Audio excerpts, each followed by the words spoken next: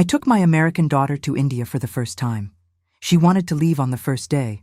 I had planned that trip for months. I had waited more than 20 years to return to the village where I grew up. And when I finally arrived there with my family, I thought it was going to be the moment when everything would make sense. When my daughter would finally understand where I came from, who I am, what I gave up to build the life we have. That's not what happened. What happened was one of the most difficult conversations I've ever had in my life.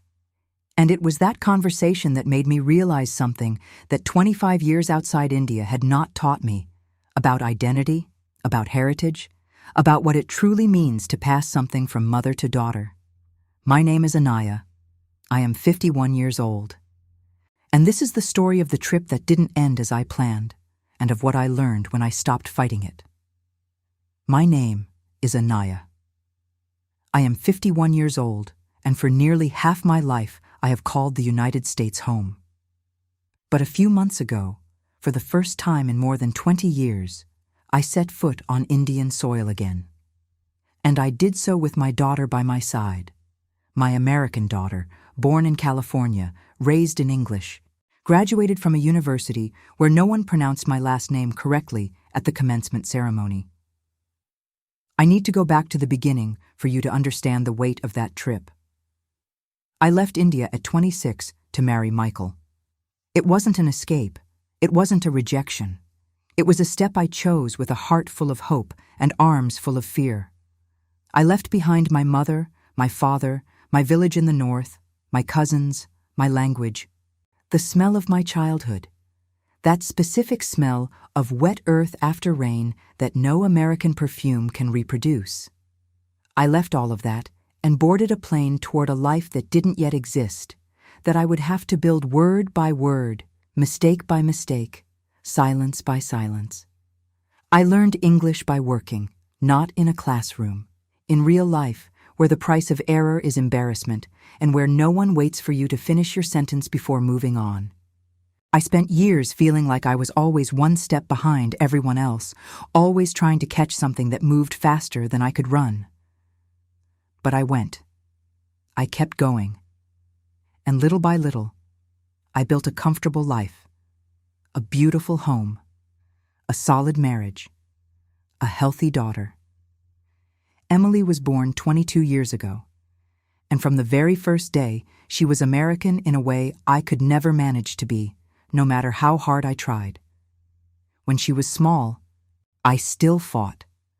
I tried to teach Hindi in the moments between breakfast and school. I cooked dal and rice in a kitchen that smelled of spices, while the other mothers in the neighborhood made mac and cheese. I told stories about India as if they were fairy tales, the village, the festival of colors, the old temple where my grandmother prayed every dawn. Emily listened. Sometimes she even asked questions. But as she grew older, those stories became background noise. Not because she was cruel, she was never cruel, but because there was a distance between my past and her present that no story could fully cross. I accepted that in silence for years. They say immigrants learn to swallow a great deal in silence. It's true. The longing, the difference, the estrangement, all of it gets folded up and stored in an internal place where it doesn't interfere with the functioning of daily life. You carry on. You keep going. You smile at American holidays and sing happy birthday in English and learn to root for the right team, depending on the city where you live. But when my father died, something in me refused to stay folded. He died in winter, quietly, as he had lived his final years. I wasn't there. I received the news by phone on a Tuesday morning while I was in a supermarket parking lot. I cried inside the car for 40 minutes before I could drive home. And in that grief, there were things I didn't know I still carried. Guilt for having left, longing for a time that would not return, and an urgent, almost physical need to go back to India before the rest of it disappeared too. Not just to see my family again, but to take my daughter there, to show her where I came from, so she could see with her own eyes the land that shaped me before I shaped her. Michael supported the idea without hesitation. He's always been like that, generous in a quiet way that needs no applause. Emily agreed too. But I knew my daughter well enough to know that her yes had more courtesy in it than desire. She didn't want to hurt me. But India wasn't in her plans for that summer. It didn't matter. We bought the tickets. We organized everything. And on a morning in April, the three of us boarded a flight to northern India. At the Delhi airport, when we came out of the arrivals hall and the humid heat of the city hit me for the first time in decades, I had to stop. Just for a moment. That air, that specific air, full of dust and noise and life, entered my lungs as if I had been holding my breath for 20 years without realizing it. I was crying before we even reached the car. I looked at Emily. She had her headphones around her neck, her backpack adjusted on her shoulders, her eyes half closed from exhaustion after so many hours of flying. She looked at me with that gentle expression people use when they don't know quite what to feel, but want to show that they're present. "Are you okay, Mom?" "I am," I replied. "I'm more than okay." She nodded, and we went on.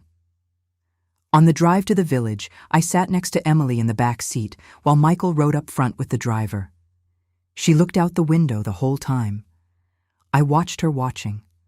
I saw in her eyes the effort of processing everything, the traffic that obeyed no legible rules, the motorcycles carrying entire families, the cows walking with the calm dignity of creatures who know they have the right to be there, the vendors on corners, the barefoot children, the colorful temples beside unfinished buildings, the dust, the noise, life happening at full volume everywhere at once. She didn't say anything for hours. Neither did I. But I could feel her discomfort growing with every kilometer. It wasn't fear. It was something more subtle. It was the estrangement of someone who is in a place where they should feel at home, by blood, by surname, by history, but who recognizes nothing as their own. We arrived at the village late in the afternoon. The whole family was waiting. My older sister, my sister-in-law, my cousins children, children I had never seen but who carried familiar faces. There were embraces that lasted too long, tears that needed no explanation, words in Hindi that came out of me before I had time to think. Emily stood a little apart, smiling, always smiling. The dinner was long and loud. My uncles asked questions in broken English about life in America. My cousins wanted to know about Los Angeles, about movies, about what snow was like. Everyone wanted to touch Emily's hair, take photos with her, hear her say something in Hindi, which she couldn't do, because I had given up teaching her too early. Emily answered everything patiently. But I knew her. I knew that specific way of holding a smile when the whole body wants to do something else. That night, in the hotel where we were staying a few kilometers from the family home, Emily came into the room, put her backpack on the bed, and stood in silence for a long moment. Then she looked at me and said, "Mom, I feel like a stranger here." I knew those words were coming, but knowing didn't stop them from hurting. "It's normal at first," I said. "You'll get used to it." She shook her head slowly, in a way that wasn't agreement. It was something more honest than that. "It's not about getting used to it. It's that everyone here expects me to feel something I don't know if I feel, as if I had an emotional debt to this place just because you were born here." I didn't respond that night. Michael stayed quiet too. I turned off the light and lay in the dark listening to the noise of the street outside, sounds I knew by heart that belonged to me in a way I couldn't explain, and tried not to think about my daughter's words. But they stayed. In the days that followed, I decided to try harder. I know now that it was a mistake, but in that moment, the logic driving me was simple and desperate. If Emily hadn't felt anything for India yet, it was because I hadn't shown her the right things. There was something that, when she saw it, when she touched it, when she smelled it, something inside her would open. I believed this with the conviction of someone who needs to believe it because the alternative is too painful. So I planned each day as if it were a mission. The morning after the difficult first dinner, I woke up early, got dressed, and knocked on Emily's door before the sun had reached the middle of the sky. She opened the door with her hair tied up and that expression of someone who slept, but not enough. Michael was still in bed. "Come with me," I said. "I want to show you my school." She came, without complaining, with her headphones hanging around her neck as always, but she came. We walked through the village streets in a silence I tried to fill with stories. I pointed to a corner and said that there had been a chai stand there where I stopped every morning before class, and that the man who ran it had a mustache so large that the smaller boys were afraid of him. Emily managed a smile. I pointed to a huge tree in the middle of an empty lot and said that specific tree had existed since before I was born, and that my mother used to say the family spirits gathered beneath it on full moon nights. Emily looked at the tree with genuine attention for a few seconds. Those seconds gave me hope. The school was a low brick building with a packed dirt courtyard. It was closed that day, but a staff member let us in after I explained who I was. I walked through the corridors with my heart racing. It was smaller than I remembered. Childhood places always are. The walls had a new coat of paint that covered years of history, but the smell was the same. That smell of chalk and old wood and stop time that only old schools have. I stopped in front of the classroom where I learned to read. "It was here," I said to Emily, in a voice that came out smaller than I intended. She stood beside me looking at the empty classroom. Then she looked at me. "What was your teacher like?" The question caught me off guard, not because it was strange, but because it was genuine. It was her trying to enter my world through the only door she had found so far. I talked about Teacher Mina for 15 minutes without stopping. Emily listened. She asked a few more questions. And for a brief moment, in that corridor of an empty school, I felt we were getting somewhere. But soon after, when we went outside and returned to the heat of the street, she put her headphones on and went back to her own world. And I understood that that moment had been a gesture, not an arrival. On the third day, I took Emily to the market where my mother used to take me when I was a child. It was a covered market, cramped, full of stalls selling spices, fabrics, trinkets, fruits she had never seen. The smell was intense: turmeric, cardamom, fresh flowers mixed with frying food and human sweat. For me, it was the smell of childhood. For Emily, it was simply a smell that was too strong. She stayed close to me the whole time, which I interpreted as a good sign. But I later realized she stayed close not out of curiosity, but because she was afraid of getting lost in that labyrinth of people and stalls where no one spoke English and where she wouldn't know how to ask for help. I stopped at a stall of colorful bracelets, the same ones I used to wear as a child, those thin glass ones that jingle when you move your wrist. I chose a few and put them on Emily's wrist while the seller smiled. Emily smiled too. She let me put them on. She looked at the bracelets for a second. Then, later, without realizing I was watching, she took them off and put them in her pocket. I saw that happen, but said nothing. On the fourth day, I took the three of us to visit the house where I grew up. My sister still lived there, in a renovated section at the back, while the front part had been kept almost intact, as if the family had difficulty erasing what had been. The house was small, smaller than any room in our California home. The ceiling was low, the bathroom simple, the kitchen had a 2-burner stove leaning against a wall stained with smoke. There was a photo of my father on the living room wall, a photo I had never seen, taken when he must have been around 40, in a dark suit, with that restrained smile he used in formal photos. I stood in front of that photo for a long time. When I turned around, I saw Emily looking at the room that had been mine as a child. It was a tiny room, with a window overlooking the backyard, a simple wooden bed, and a shelf with some old books that still had my name written on the first page in a child's handwriting. "Is this where you slept?" she asked. "For 16 years, I replied. She entered the room and stood in the center, looking at the walls, the window, the books. Then she looked at me with an expression I couldn't name at the time. It wasn't pity. It wasn't admiration. It was something more complicated than either. It was her trying to calculate the distance between that room and the life I had built afterward. "You left here and went to the United States," she said, not as a question, as if she were processing it aloud.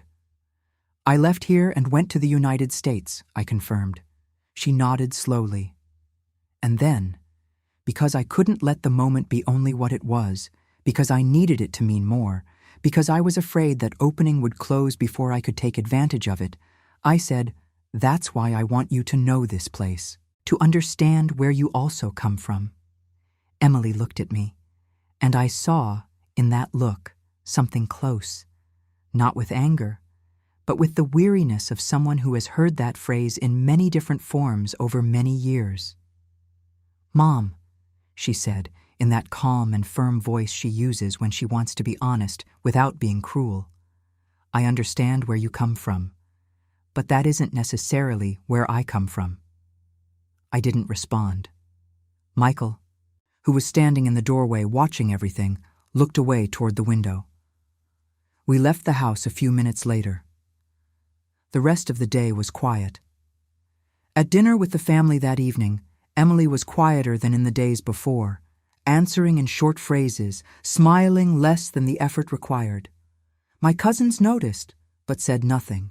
My sister looked at me in that specific older sister way that means, "I needed to tell you this before, but you wouldn't have listened."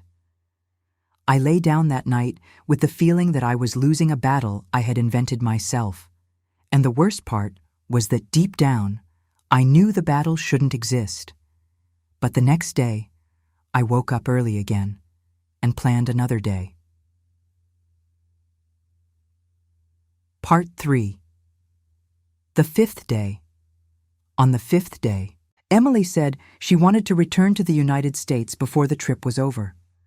We were sitting, all three of us, in a small cafe near the hotel, drinking morning tea, when she put her cup on the table, folded her hands, and said in that calm and direct voice she inherited from her father, "I think I want to go back early. If you can check the flights, I'd appreciate it." Michael didn't say anything immediately.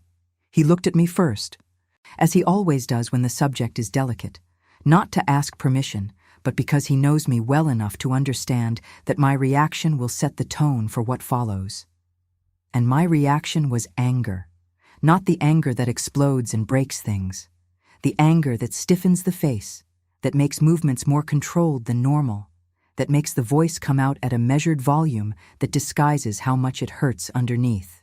I put my teacup on the table with calculated care and asked why, as if I didn't know. As if the last 5 days hadn't been a slow and visible accumulation of everything that had led to that moment. Emily explained patiently. She said she was tired. She said she felt out of place. She said she felt that each day there was an enormous effort of pretending a connection she simply couldn't manufacture just because I needed it to exist. That last part she didn't say in those exact words, but it was what I heard.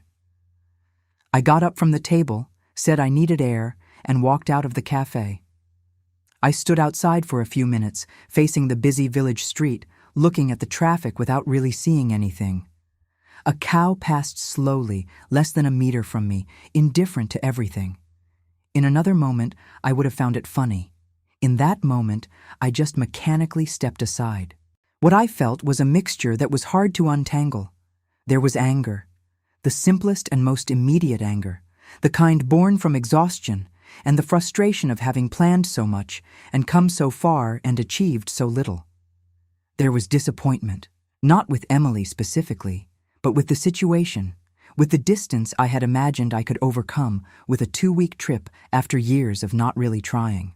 There was shame, and this was the hardest to admit. The shame of having brought my family all the way here and not being able to make my own daughter love the place that had shaped me. As if her failure to connect was a reflection of some flaw in me. As if I hadn't properly transmitted something essential. And there was, at the bottom of everything, something I still couldn't fully name. Something that would only begin to find a name days later. Michael came out of the cafe a few minutes later and stood beside me on the sidewalk. "She's not rejecting you," he said. "I know," I replied. But I didn't know. Or rather, I knew it with the rational part of my mind, but my heart was still interpreting it as a personal, intimate, direct rejection. When you spend years carrying a culture inside you as if it were a vital organ, when that culture is part of how you understand yourself, when you have built your identity at the intersection of two worlds, the idea that your daughter doesn't want to inhabit either of them the way you inhabit them hurts in a way that goes beyond the rational. I went back inside. Emily was still at the table, her hands around her teacup, looking at the checkered tablecloth. When she saw me come in, she raised her eyes with that careful expression of someone who doesn't know whether they're about to absorb the impact of something. I sat down, took a sip of cold tea. "I'll check the flights today," I said. She nodded. "Thank you, Mom." The rest of the day was strange.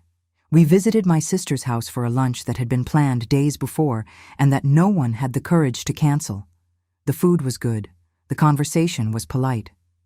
My sister looked at me several times with the expression of someone who wants to ask but knows it isn't the right moment. Her children played with Emily's phone for a while, which made her smile genuinely for the first time in days. The kind of smile that needed no effort because there was no expectation behind it. I saw that smile and felt both things at once. Gratitude that it existed and a strange pang of envy that it hadn't appeared in any of the moments I had planned. In the afternoon, while Michael checked flight options at the hotel, I went for a walk alone through the village streets for the first time since we had arrived. Every other time I had been guiding someone, explaining something, trying to make someone feel what I felt. Now I was alone, and the village was different without the responsibility of presenting it. I walked into the alley where the small temple that my mother used to visit is located. I took off my shoes, went inside, sat in a corner for a long time without praying, simply existing in that space. The smell of incense, the distant sound of a bell, the faint light entering through a high window. My father had sat in that same temple. My grandmother had sat in that same temple. I had sat in that same temple when I was 7 years old and didn't yet understand what longing was, because I hadn't lost anything yet. I thought about Emily. I thought about how I had arrived at that trip with a narrative already written in my head. The narrative in which my daughter would touch Indian soil and something ancient and dormant in her would wake up, in which she would look at me with eyes full of understanding and say that she finally comprehended. A cinematic narrative, a literary narrative, a narrative that didn't respect who Emily really was. Because Emily was real, and real meant complicated. Real meant she had spent 22 years being American in a family where the mother was Indian. And that process had created a specific person with a specific identity that didn't fit entirely in either place. She wasn't an Indian who grew up in the United States. She was an American with an Indian mother. The difference seems small, but it isn't. And I had spent 5 days trying to make her the first when she was the second. I left the temple with bare feet on the warm pavement. That evening, after dinner, Emily came to the hotel terrace where I was sitting, looking at the sky, without being called, without my having asked. She simply appeared with 2 glasses of water, handed me one, and sat in the chair beside me. We were silent for a while. Then she began to speak. She said she respected my story, that when she imagined everything I had faced, leaving this place at 26, learning a new language, building a life from scratch in a country that wasn't her own, she felt a genuine admiration she couldn't quite express because she had never found the right words. She said she understood why India was still part of me. And then she said the sentence that completely undid me, in that calm and honest voice that is the most herself thing about her. But that doesn't mean it needs to be part of me in the same way. I didn't respond. She continued. She said she had spent her whole life trying to balance 2 identities that had never felt entirely hers. Too Indian for some American classmates who asked questions about the lunch she brought from home. too American for my relatives in India who expected her to know how to say the prayers and recognize the festivals and be moved by landscapes she was seeing for the first time. I never fit completely on either side, Mom, and I stopped trying a long time ago.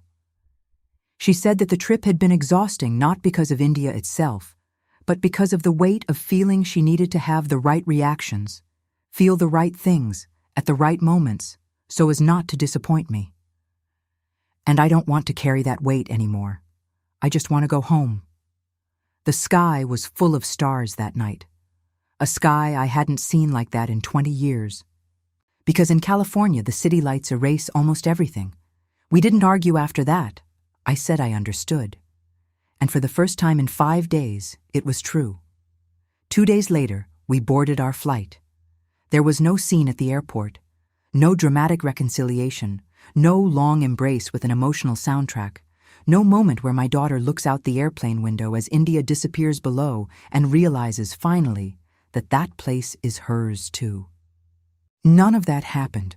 Real life rarely offers those moments, and when it does, it takes years to recognize them for what they are.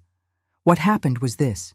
We packed our bags, came downstairs, had coffee in the hotel lobby, took a car to the airport, waited in the boarding line, and flew back to California. Emily slept most of the flight with her headphones on. Michael watched 2 movies and then also slept. I stayed awake almost the entire time, looking out the dark window where there was nothing to see, thinking.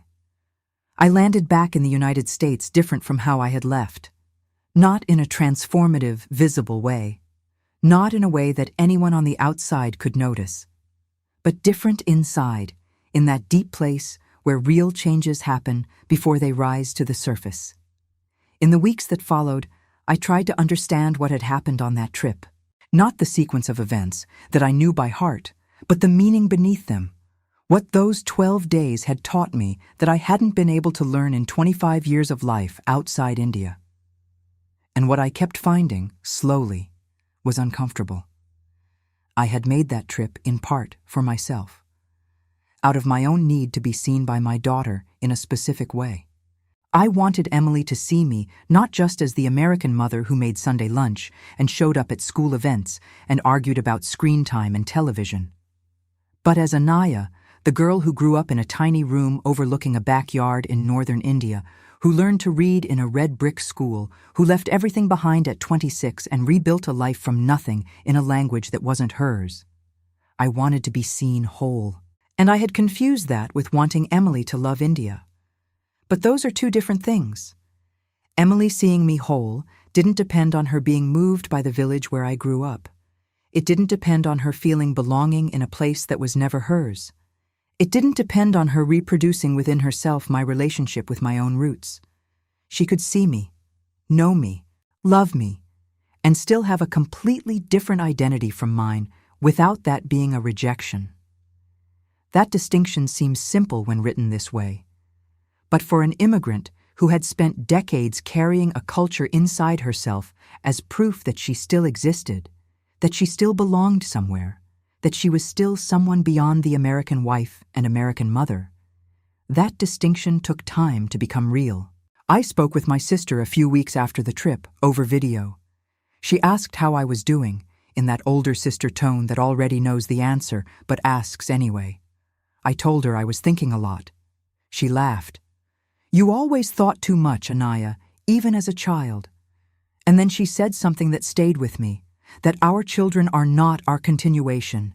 They are new people who were born from us, and that there is an enormous difference between the 2 things. It isn't a new idea, but there are certain truths that only truly enter when they arrive at the right moment, through the right voice, after the right experience. I began to look at Emily differently after that. Not with less love, never with less love, but with less expectation that she would be a mirror of something I needed to see reflected. She wasn't my continuity on earth. She was a whole and separate person I had had the privilege of raising. And when I started to see her that way, I noticed things I had stopped seeing because I was looking too hard at what she wasn't. I noticed that Emily had a genuine curiosity about my story. Not about India as a place, but about me as a person. The questions she asked in the rare moments when I told her something about my childhood were real questions, not courtesy questions. She wanted to know how I had felt, what I had thought, what had been hard. She wanted to know Anaya. She just didn't know, and neither did I, that Anaya and India didn't have to come as an inseparable package. I also noticed that she had held on to more than I imagined over the years. One afternoon, a few weeks after the trip, she casually mentioned a story I had told when she was around 12. A story about my grandmother and a rice recipe that only she knew how to make and that had been lost when she died. Emily not only remembered the story, she remembered details I had already forgotten. She carried things of mine. She just carried them differently from how I expected. On a Saturday in May, a month after the trip, Emily appeared in my kitchen while I was cooking. It wasn't unusual. She lives 40 minutes away, and we see each other often. But that day she stood in the kitchen doorway for a moment, smelling the air, and then asked, "What is that?" "Dal," I replied, "your grandmother's recipe." She came in, pulled out a chair, and sat at the counter. "Teach me." I looked at her. "To make dal." To make this specific dal, I taught her. We were there for almost 2 hours, me explaining and her trying, getting the cumin ratio wrong the first time, adding too much salt the second, getting it right the third. We talked about various things while we cooked, her work, a book I was reading, a ridiculous story Michael had told at dinner the week before. We didn't talk about the trip. We didn't talk about identity or roots or belonging. But when the dal was ready and the two of us sat down to eat, Emily looked at her bowl and said, "This is really good." And there was something in that moment, small, undramatic, without a soundtrack, that was more real than anything I had tried to force in those 5 days in India. She didn't need to cry in front of my father's photo on the wall of the house where I grew up in order to respect me. She didn't need to be moved by the spice market to value what I carried. She didn't need to feel belonging in a place that had never been hers to recognize that that place had shaped the person who shaped her. She just needed to be who she was. And I needed to stop confusing love with replication. I think a great deal about the word heritage lately, about what it really means when we speak of culture, of identity, of everything that passes from one generation to the next. I spent years believing that heritage was direct transmission, that I would pass on to Emily the language, the customs, the connection to the land, and that she would receive them and carry them the same way I carried them. But heritage doesn't work that way, at least not always.